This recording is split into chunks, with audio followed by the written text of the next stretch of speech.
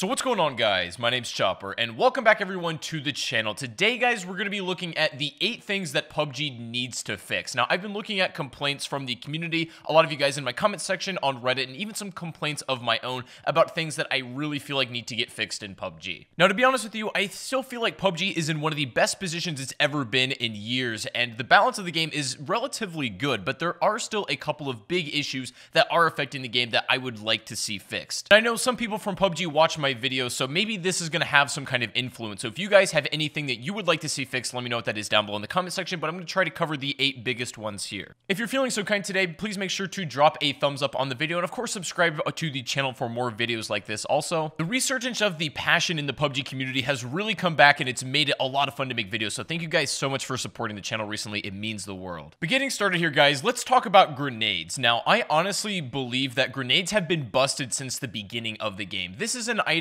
that is truly one of the most powerful yet underrated items that I think players are really now starting to catch on to. The main issue with the grenade is that this is one of the only items in the game that can physically one-shot you without really much skill being involved. Early on in PUBG, when the average skill of players was significantly lower, people didn't really use throwables that much because they were a little bit inconsistent to do, and they're kind of hard to use if you don't know exactly what you're doing. But now, as the average player is pretty comfortable, I would say, using any kind of throwable, frags are like basically the go-to item per gunfight. As some of you may remember, these items were adjusted about a year ago to where they did less damage, but they would push you. Like, they would push your character a couple of feet, so that could knock you out from behind your cover, like behind a rock or around a tree or something, and that caused a lot of issues as well. So they reverted it back where the grenades no longer push you, but the damage is still incredibly high. And with virtually no carry limit on these items, this makes them incredibly spammable, and it's really starting to get bad, and at least in a lot of my game. However, I don't want to discredit the grenade entirely, as it does take some degree of skill to use. The only problem is they become spammable, and with the skill of the average player increasing dramatically over the past couple of months with throwables, this now becomes the go-to for every fight, and sort of takes away the entire fun part of PUBG, which is, you know, simply the gunfighting and then all of the complexity that comes with that. If every single kind of gunfight comes down to who can throw a nade quicker and cook it faster,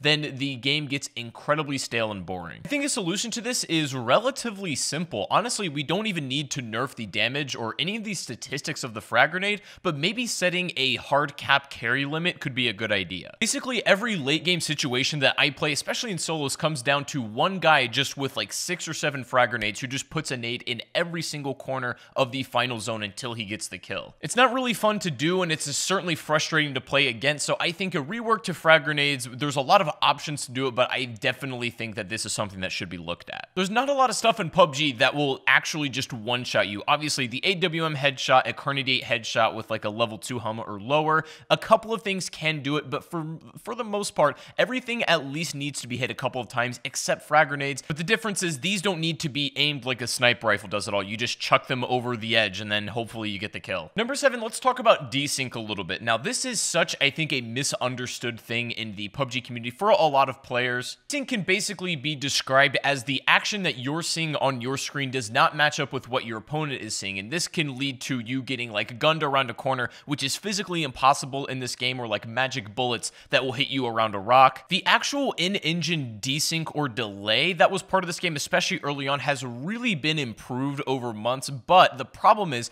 a lot of ping issues that some players may also face very similarly emulates desync. If you're playing on a pretty high ping, then every single gunfight, regardless of how it plays out, is going to feel like desync whether it's in-engine or not. And also, with the change of the servers that PUBG's recently implemented, they changed how this actually functions, and I'm not going to go into all the complexities of what they changed because this would be a completely technical video. All you need to know is that basically almost everyone's ping got slightly worse in order to make the people with really, really bad pings better and to even the playing field a little bit. So as actual desync has been improved, the ping that very similarly emulates desync has gotten a little bit worse and can really feel like that's what's happening. I don't know exactly why they decided to change servers, but it felt like a little bit of a downgrade to me, so I'm not sure what they're going to do about going forward, but hopefully this ends up being a fix that we can get in the future. Number 6, we need to discuss footsteps, and this is a really big problem at the moment. Footsteps have been adjusted literally more times than I could ever dream of counting, and they're such a fundamental part of this game that you would hope that they'll be working correctly. Now, the problem is that as they work like 90% of the time,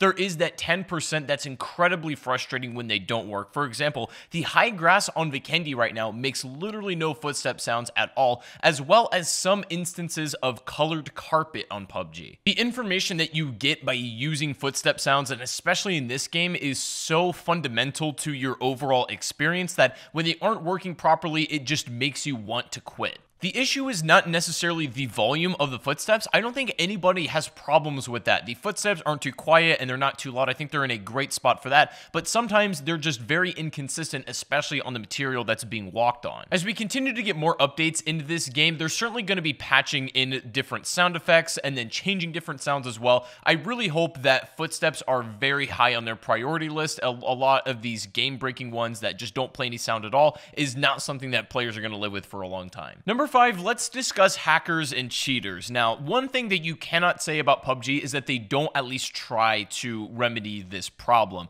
They're basically tweeting and putting on Instagram every day different ways that they're going about banning and preventing hackers and cheaters in game, which is a very proactive stance for them to have, but it's certainly not perfect. From my personal experience, I don't really run into hackers anymore, and I haven't in a very long time, but in certain regions in the world this game is played, and a lot of you guys in my comments who play either on different platforms or in different regions, you guys still experience hackers quite a bit from what I hear. Now, while no game on the entire planet that's a multiplayer game is completely cheater-free, PUBG has always had a little bit of a struggle with that, and it's been one of their biggest roadblocks to overcome as far as like main problems in their game. Now, while it's been better than it has in the past, it's not where it needs to be in a spot for a lot of players who experience hackers every single day. And also, I don't want to set unrealistic expectations. There's no possible way that you can prevent any hacker from getting into your game at all. The best you can do is stay on top of it. It's not as simple as fixing one thing in the code and then all of a sudden hackers can never get into your game anymore. If it were that easy, hackers would have been long gone, but it's always something that's ever evolving, and PUBG's job is just to stay on top of it, which I gotta say they've been doing a pretty decent job of, especially lately, but I would definitely like to see some more efforts put in over the long term. Number 4 is a relatively minor one, but it's still something that kind of bugs me even to this day, and this is the pan hitbox. Now, what I find confusing and broken about this is the pan hitbox, according to the model on the player, is incredibly inaccurate. There will be places on the pan that you can shoot that will still hit the player, and there'll be places on the back or side of the player, and especially when wearing a level 3 bag, that look like you can either hit them in their back or somewhere along that, but not hitting the pan, and the pan will completely absorb all that damage. It's very, very strange. I think I understand why this is. The pan was never really supposed to act like that in the game, but it was a funny feature that sort of became iconic in this game. They left it in, but I don't think they really adjusted the hitbox at all of it, and it could use maybe a little bit of readjusting. Again, I might be overblowing this, and it may not be a huge problem for a lot of people, but it's still something that bugs me a little bit to this day. Number 3, I want to talk about vehicle stability and recovery. Now, the stability of vehicles have gotten a complete overhaul over the past couple months of PUBG in a way where they no longer flip as much as they used to,